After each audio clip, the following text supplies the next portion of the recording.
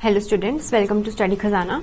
My name is Saloni Jain and today I'll be completing the chapter Nationalism in Europe with you. Okay.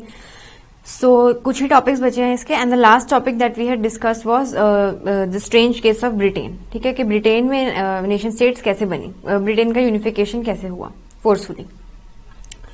So the next topic that we have to do is visualising the nation. इस topic में basically आपको पढ़ने को मिलेगा कि कैसे different images, different paintings, songs, art और इन सब चीजों से उन्होंने नेशनलिज्म की फीलिंग को डेवलप किया. आप याद करो रोमांटिसिज्म जो मैंने आपको पढ़ाया था लास्ट लेक्चर में इस चैप्टर के, तो ये उससे थोड़ा सा मिलता जुलता ही है. ठीक है. तो विजुअलाइजिंग द नेशन का क्या मतलब है बेसिकली कि लोगों ने नेशन को कुछ सिंबल्स देने शुरू कर दिए. ठीक है. नेशन को सिंबल्स के फॉर्म में देखना शुरू कर दिया, कुछ पर्टिकुलर सिंबल्स के फॉर्म में. जैसे इंडिया में लोगों ने भारत को एक इमेज दे दी थी भारत माता की. ठीक है. वैसे ही ऐसे यहाँ पे भी हुआ. तो एक बार पढ़ लेते हैं. Artist use female figures to personify a nation. Personify मतलब उसको एक पर्सन की फॉर्म देना. ठीक है. उसको एक कॉन्क्रीट फॉर्म दे देना.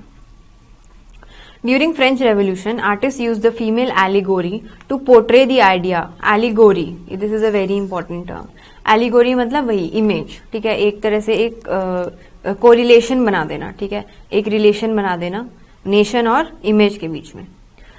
To portray the idea such as liberty, justice and the republic. Allegory इन्होंने इसमें क्या किया, इन्होंने इन सब को एक पर्सन के फॉर्म में देखना शुरू कर दिया.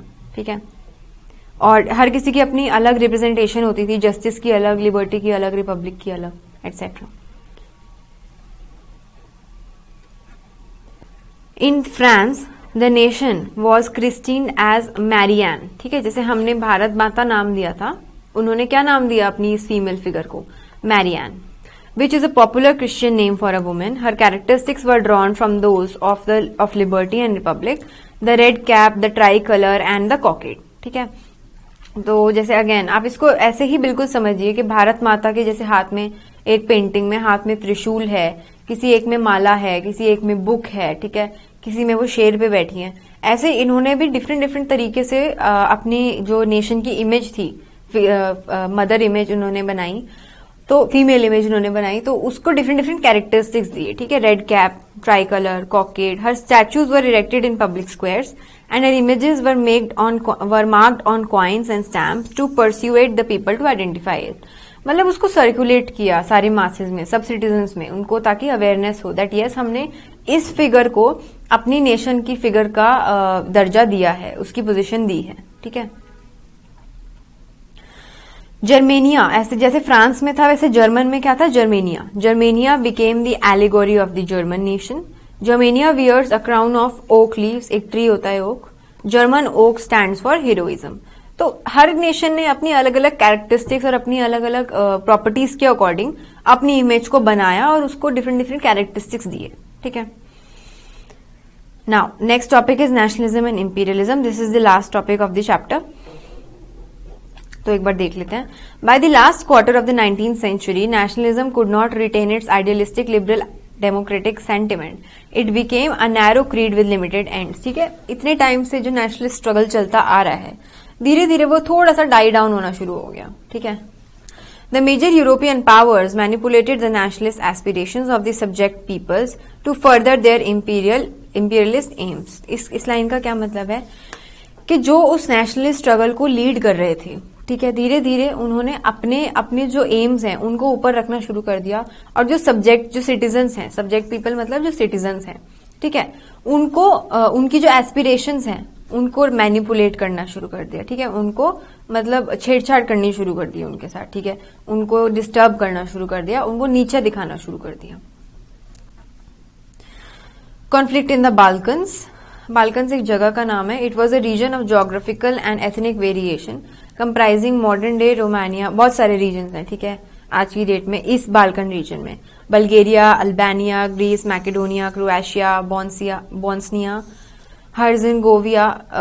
हर्जगोविना, स्लोवेनिया, सर्बिया एंड मॉन्टेनीग्रो. आपको आप हो सके तो आप सारे याद करिए, वरना आप बस ये लिख सकते हैं that it was a region of huge ethnic and geographical variation, diversity. The inhabitants of this region were known as Slavs. क्या हुआ तो फिर यहाँ पर a large part of the Balkan empire was under the control of the Ottoman empire. This was a period of disintegration of the Ottoman empire and the spread of the ideas of romantic nationalism in Balkans. तो क्या हुआ कि ये reason बहुत ज्यादा diverse था, बहुत सारे कल्चर थे, बहुत सारी एथनिटीज थी. The developments made this region very explosive. ठीक है, ऑटोमन एम्पायर जो था वो डिसइंटीग्रेट हो रहा था धीरे धीरे और लोगों में नेशनलिज्म की फीलिंग बढ़ रही थी खुद से ही.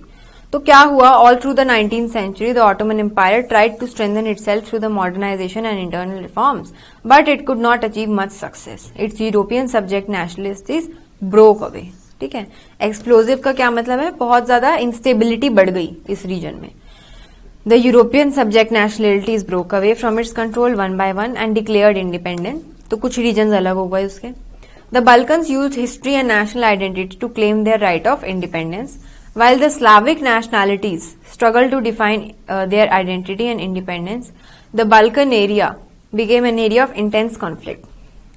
The Balkan states were fiercely jealous of each other and each hoped to gain more territory at the expense of the other.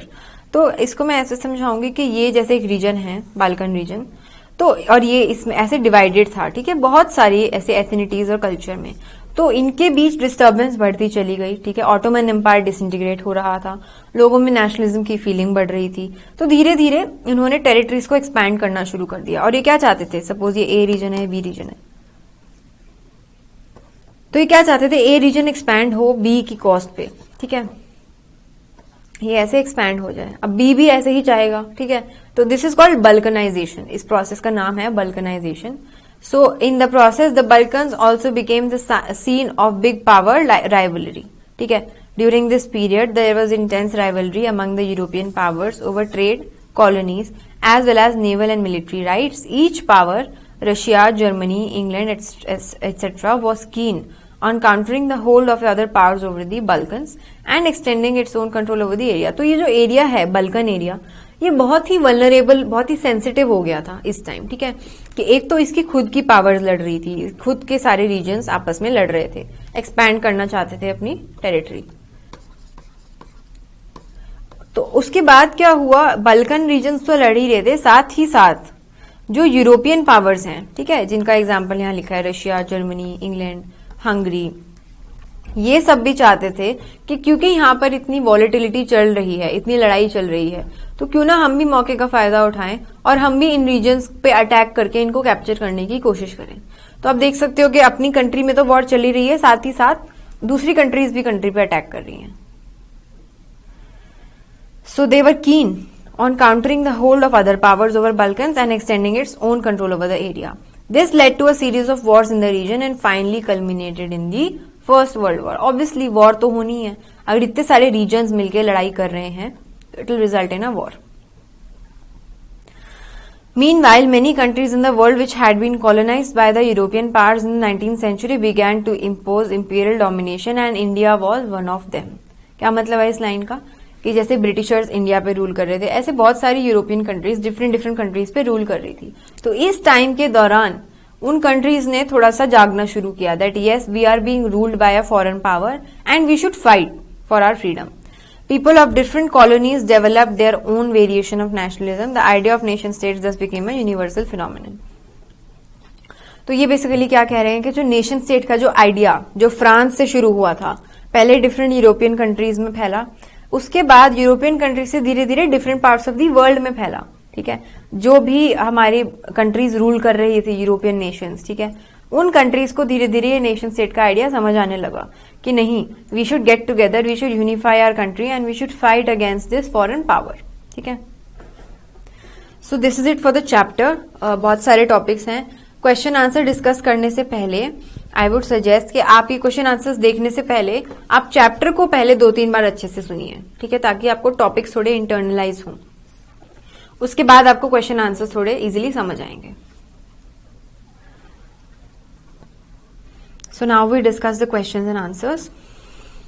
कुछ बहुत स्ट्रेट फॉरवर्ड हैं, जैसे ये है write a note on Joseph Mazzini. ये मैंने आपको लेक्चर में पूरा बताया ही हुआ है. ठीक है, कहाँ से बिलोंग करते थे, सीक्रेट सोसाइटीज इन्होंने स्टार्ट की थी. ठीक है, रेवोल्यूशनरी थे, इटली से बिलोंग करते थे एंड ये इनकी सीक्रेट सोसाइटीज हैं, तो ये I will not repeat it, ठीक है, बिकॉज ये लेक्चर में एज इट इज मैंने बताया है।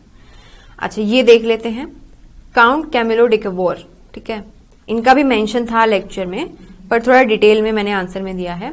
He was the chief minister of Sardinia Piedmont state who led the movement to unify the regions of Italy. तो याद करो, यूनिफिकेशन ऑफ इटली में इनका मेंशन था, ठीक है। He was neither a revolutionary nor a Democrat. Like many other wealthy and educated members of the Italian elite, he spoke French much better than he did Italian, even though he was an Italian, ठीक है। He engineered a careful diplomatic alliance with France, which helped Sardinia Piedmont defeat the Austrian forces in 1859 and thereby free the northern part of Italy from the Austrian Habsburgs, ठीक है।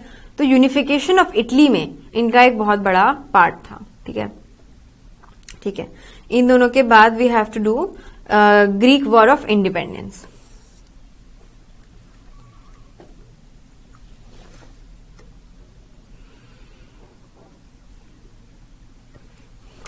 Okay, so ये भी chapter में है ही, तो मैं briefly आपको बता देती हूँ। This was a successful war of independence waged by Greek revolutionaries between 1821 and 1829 against the Ottoman Empire. The Greeks were supported by the West European countries, while the poets and artists hailed Greece as the cradle of European civilization. ठीक है, Ottoman Empire के against हुआ था, इस साल में हुआ था, किस किस ने उसको सपोर्ट किया था, एंड कौन सी ट्रीटी से फाइनली इंडिपेंडेंट वो हुआ था? ट्रीटी ऑफ कॉन्स्टेंटिनोपल 1832 में जो पास हुई थी। Treaty of Constantinople recognise Greece as an independent nation, ठीक है।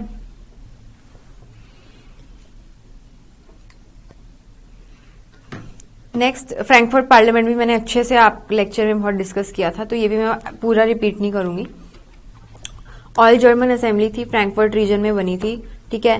1848 में सेंट पॉल चर्च में इट वॉज कन्वीन, ठीक है। एंड उसके बाद it was to be headed by monarchy subject to a parliament, मतलब कॉन्स्टिट्यूशनल मोनार्की बननी थी। ऑपोजिशन उसका किया किसने? एरिस्टोक्रेसी और मोनार्की ने और मिलिट्री ने। And it was dominated by middle class, तो धीरे धीरे इसका सपोर्ट खत्म होता चला गया। एंड 31 मई 1849 में ये डिसॉल्व हो गई।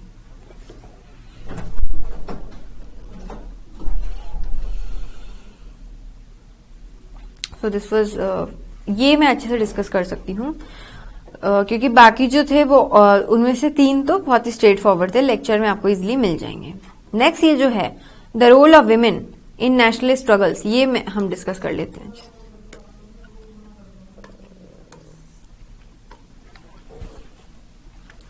The issue of extending political rights to women was a controversial one within the liberalist movement, in which large number of women participated actively over the years. Women had their own political associations, founded newspapers, क्या उनके methods थे, and took part in political meetings and demonstrations. Despite this, they were denied suffrage during the election of the assembly. Suffrage मतलब right to vote. When the Frankfurt Parliament convened in the Church of Saint Paul, women were admitted only as observers. ये मैंने आपको lecture में बताया था। Observers to stand in the visitors gallery. Okay. Now next, what steps did the French revolutionaries take to create a sense of collective identity among the French people? ये भी as it is आपका उसमें है lecture में, ठीक है। कौन कौन से, बिल्कुल बिगिनिंग ऑफ द लेक्चर में है ये, कि उन्होंने नेशनलिज्म का आइडिया प्रोपेगेट करने के लिए क्या क्या मेजर्स लिए, ठीक है। So idea of la patrie, fatherland and la citoyen citizen, ये सारा आपको आई थिंक रिकॉल हो गया होगा क्योंकि एज इट इज स्टेप्स आपके मेंशन है उसमें, ठीक है। So new French flag and estates general, hymns oaths, martyrs commemorated, central administrative system and regional dialects were discouraged and French as a common language was promoted, ठीक है। तो ये बहुत ही स्ट्रेट फॉरवर्ड है। नाउ ये थोड़ा important है, ये हमने लास्ट में किया है लेक्चर के last topic. Who was Marianne and Germania, who were Marianne and Germania, and what was the importance of the way in which they were portrayed, ठीक है। तो आपको ये खुद आना चाहिए आंसर कि they were respective female allegories for the French and German nation, ठीक है। They were the symbols of nationalism in these countries. They stood as personifications of ideals like liberty and the republic and justice also. Next में हमसे क्या पूछा है उन्होंने? Importance. What was the importance? So, the importance of the way in which they were portrayed lays in the fact that the public could identify their symbolic meaning. कि अभी तक वो सुनते आ रहे थे कि yes, France is a country, Germany is a country, ठीक, Germany is a country. अब वो उसको कॉन्क्रीट फॉर्म में देख सकते थे कि yes, this is the symbol of our country, ठीक है. And this would instill a sense of national unity in them, obviously, ठीक है.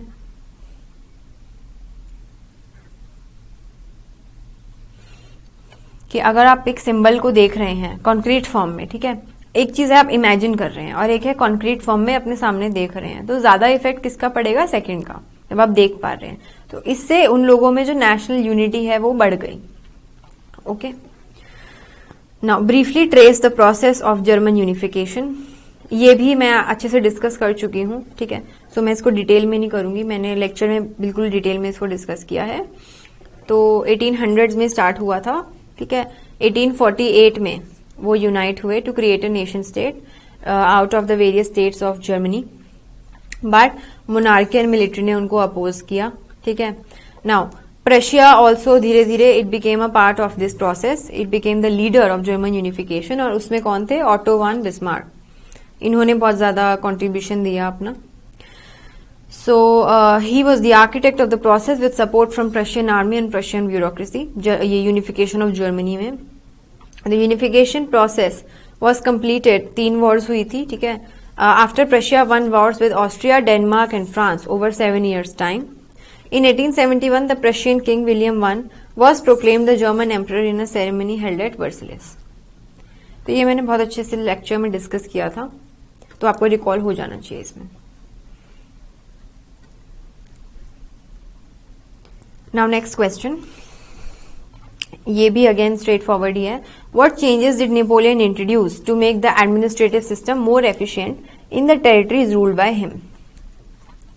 तो मैंने आपको ये ऐसे बताया था कि नेपोलियन के जो चेंजेस थे वो सारे अच्छे नहीं थे, बट जो एडमिनिस्ट्रेटिव चेंजेस उसने किए थे, उन्होंने किए थे, वो काफी हेल्पफुल थे और काफी पॉजिटिव थे.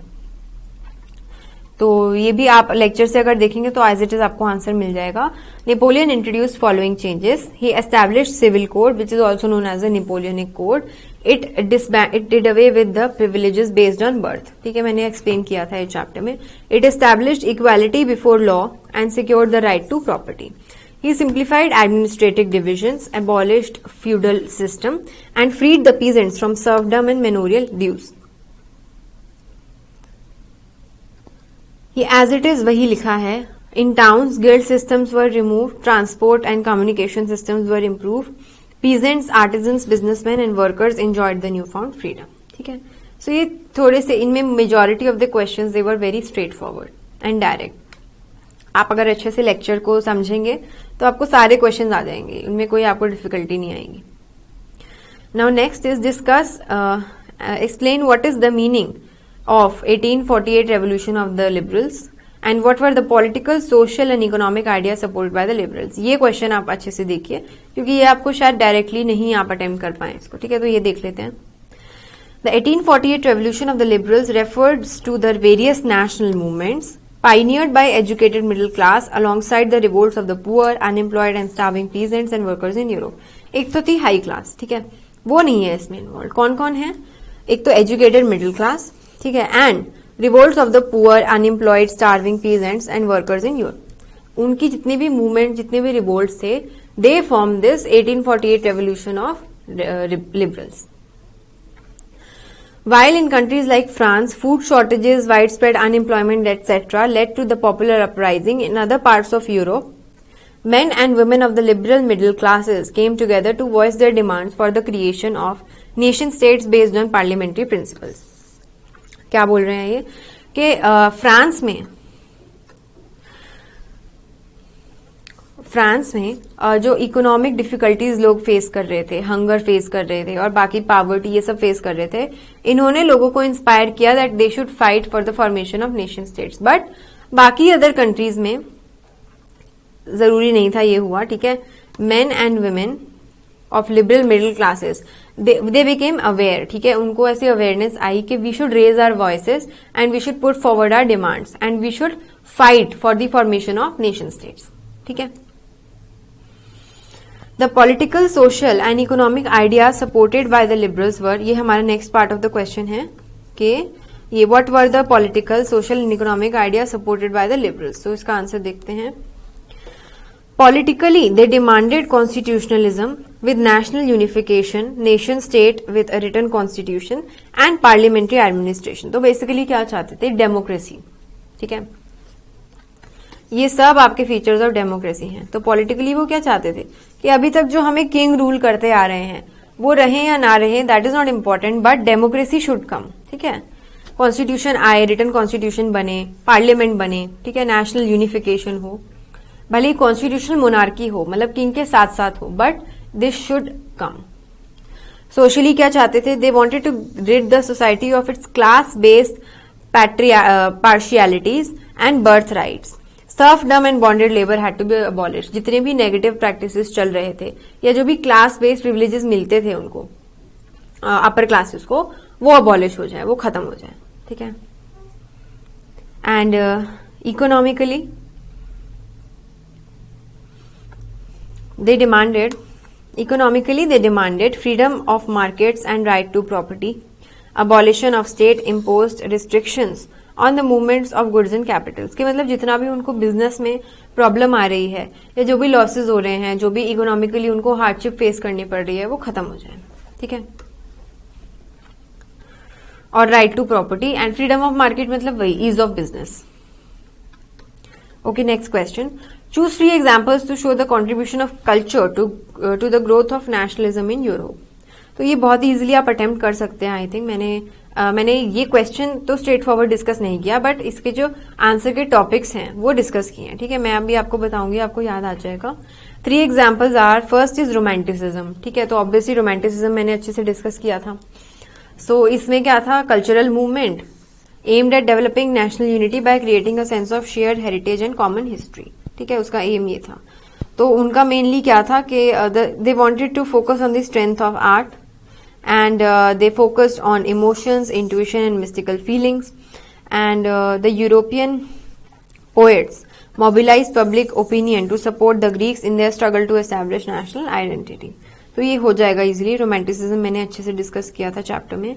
Then folk songs, dances, poetry contributed to popularize the spirit of nationalism and patriotic fervor मतलब feelings in Europe, good feelings. Collecting and recording different forms of folk culture was important for building a national consciousness. Being a part of lives of the common people, folk culture enabled nationalists to carry the message of nationalism to a large and diverse audience। तो ये भी मैंने मतलब bits and pieces में discuss किया है कि scattered way में कि folk songs and plays and paintings and art, इन सब चीजों को जो कि लोग कॉमन अपनी डेली लाइफ में यूज करते थे, इन्होंने उसको यूज किया to develop the feeling of nationalism. और ये क्वेश्चन काफी इंपॉर्टेंट है, ठीक है, जो हम डिस्कस कर रहे हैं। मैंने ये एग्जाम्पल आपको दिया था कंपोजर का। The Polish composer Karol Kurpinski celebrated and popularized the Polish national struggle through his operas and music, turning folk dances like Polonaise and Mazurka into nationalist symbols। तो ये भी एग्जाम्पल मैंने आपको दिया था। And last is language also played an important role in the developing of the nationalist feelings in Europe. An example ये भी मैंने डिस्कस किया था रशियन और पोलिश लैंग्वेज के बीच। ठीक है, how during the Russian occupation the use of Polish came to be seen as symbol of struggle against Russian dominance. तो जब रशिया उनको कैप्चर करने की कोशिश कर रही थी, ठीक है, तो Polish language, people adopted Polish language as a symbol of resistance. ठीक है, during this period Polish language was forced out of schools and Russian language was imposed everywhere.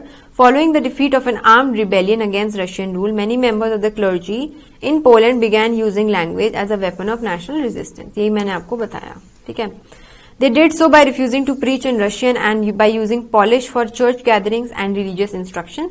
The emphasis on the use of vernacular language, vernacular मतलब local language, the language of the masses, helped spread the message of national unity। ठीक है, तो हमने romanticism किया, folk dances, songs etcetera ये किया and language किया। ठीक है, तो ये क्वेश्चन काफी डिटेल्ड भी है और काफी इंपॉर्टेंट भी है।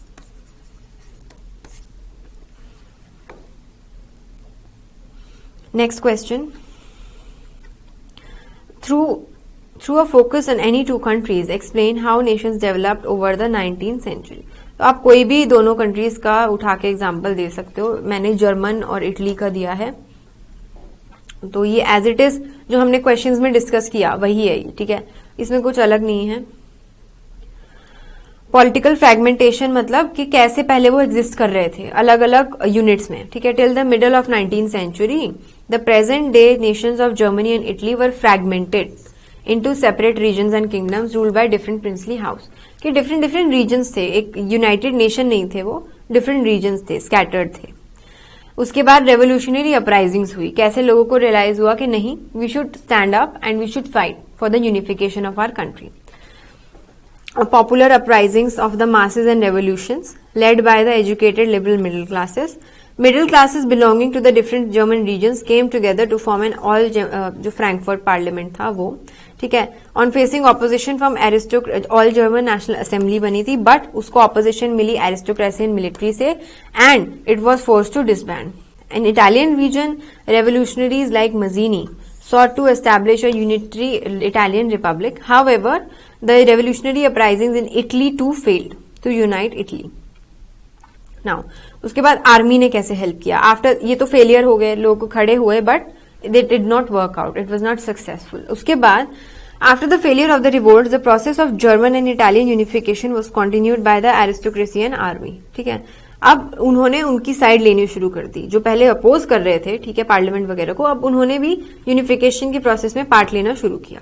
Germany was united by the Prussian chief Otto von Bismarck, chief minister, with the help of Prussian army and bureaucracy, and German empire was proclaimed in 1871, and the Italian state of Sardinia Piedmont played a role similar to that by Prussia, ठीक है, जैसे Germany में हुआ वैसे Italy में। वहां पर कौन थे, Count Camillo de Cavour, who was the chief minister of Sardinia Piedmont. He led the movement to unite the separate states of 19th century Italy with the help of army and an alliance with France. The regions annexed by Giuseppe Garibaldi and his red shirts joined with the northern regions to form a united Italy. तो Germany भी unite हो गया और Italy भी। The Italian nation was proclaimed in 1861. The papal states joined in 1870. Basically unification के and अब हुआ। सो ये इसमें आप हमने जर्मनी एंड इटली का एग्जाम्पल दिया, एंड आई वुड सजेस्ट आप उन्हीं का दो क्योंकि वो थोड़े ज्यादा डिटेल्ड हैं और ज्यादा इंपॉर्टेंट भी हैं। Now how was the history of nationalism in Britain unlike the rest of the Europe. तो इसमें टॉपिक आप याद करो, the strange case of Britain, तो इसमें वो है टॉपिक, ठीक है। एज इट इज वही मैंने डिस्कस किया है, कुछ अलग नहीं है कि पहले कैसे जो इंग्लिश जो ब्रिटिश सारा रीजन था, ठीक है, ब्रिटिश आइल्स, ठीक है, इसमें बहुत सारी एथनिसिटीज थी ये वाली, ठीक है। फिर धीरे धीरे जो इंग्लिश है, ठीक है, वो थोड़े डोमिनेट करना शुरू कर दिया उन्होंने, ठीक है।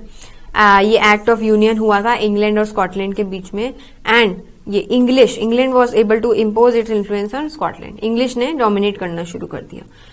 स्कॉटिश लोगों को अपनी लैंग्वेज भी यूज करनी, उनको डिबार कर दिया, ठीक है, और अपनी खुद का कल्चर इंग्लिश ने इम्पोज करना शुरू कर दिया इनके ऊपर।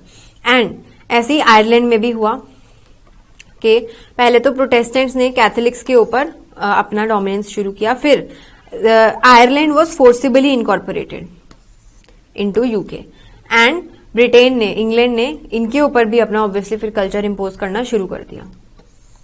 The symbols of new Britain were actively promoted and the older nation survived as subordinate partners.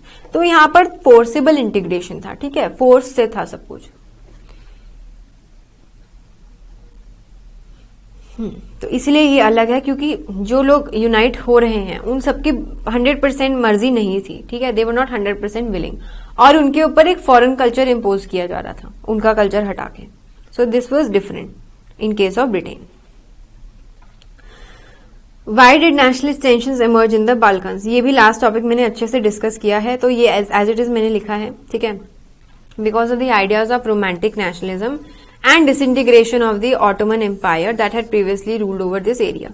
कि ये दो रीजंस थे कि एक तो ऑटोमन एम्पायर टूट रहा था जो कि इस पे रूल कर रहा था इस रीजन पे, एंड सेकेंडली लोगों के अंदर थोड़ी सी नेशनलिज्म की फीलिंग्स डेवलप हो रही थी, ठीक है।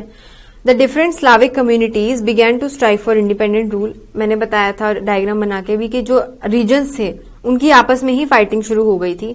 They were jealous of each other and every state wanted more territory at the expense of the others. एक दूसरे की टेरिटरी कैप्चर करना चाह रहे थे। Also the hold of the imperial power over the Balkans made the situation worse. Russia, Germany, England, Austro Hungary also wanted more control over this area. तो खुद internal regions तो लड़ ही रहे थे, उसके बाद फॉरेन पावर्स, इंपीरियल पावर्स भी उनके ऊपर कंट्रोल कैप्चर करना चाहती थी। These conflicts ultimately led to the first world war in 1914। ठीक है, सो बाल्कन्स में इंटरनल रीजन्स में दिक्कत थी और साथ में फॉरेन पावर्स से भी दिक्कत आ रही थी। So this was the reason of tension. ठीक है, यही हमारा क्वेश्चन था। So this is it for the chapter and the question answers. ठीक है, सो आई होप आप 3-4 बार जब तक इसको नहीं पढ़ेंगे तब तक आपको क्रिस्टल क्लियर नहीं हो पाएंगे कॉन्सेप्ट। सो आई होप आप अच्छे से 3-4 बार इस वीडियो को देखो और कॉन्सेप्ट अच्छे से समझो एंड फिर क्वेश्चंस अटेम्प्ट करो। ठीक है, एंड ये जो मैंने क्वेश्चंस डिस्कस किए हैं ये तो इंपॉर्टेंट है ही, साथ में अगर आप इसके कॉन्सेप्ट्स को अच्छे से समझोगे इस चैप्टर के तो any given question you can attempt. ठीक है, so thank you so much for watching this lecture and I'll be back with the next chapter very soon. Thank you.